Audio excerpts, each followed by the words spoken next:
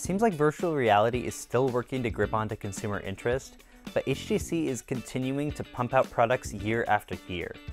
While the standalone Vive Focus dropped Google Daydream support and still is awaiting launch months after the initial reveal, the company's opted to update their existing Vive headset with higher quality lenses, a new set of headphones, and a new optional wireless adapter. This is the HTC Vive Pro. The first change HTC's made is definitely the biggest. The new Vive Pro has bumped the resolution of the headset from 2160 by 1200 to 2880 by 1600.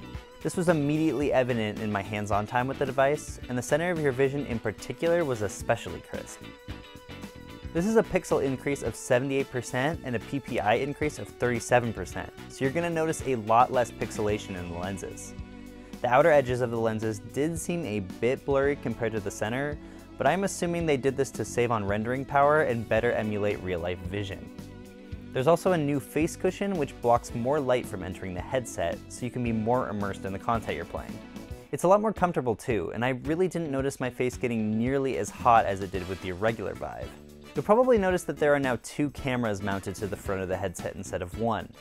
This is to enable the new Chaperone technology, which recreates a virtual outline of your environment. This way you won't have to set the bounds of the play space yourself, and hopefully you'll be much less likely to crash into objects around your house. Oh yeah, there's better headphones too. They're high-res audio certified and use active noise cancellation to immerse you in your virtual world as well as possible. With dual microphones built in, you'll be able to chat in multiplayer games with your friends and other people you meet in games like VR chat. The other big deal is that HTC is finally coming out with their own wireless adapter, which uses Intel Dgit technology. This accessory is supposed to last multiple hours, and it'll hopefully be more consistent than the existing accessory from TPcast. It's an interesting shape and looks a bit like a bullhorn, but the technology is great nonetheless.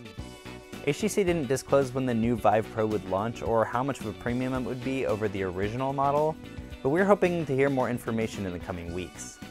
Make sure you stay tuned to Dgit.com for all the latest news from CES and beyond.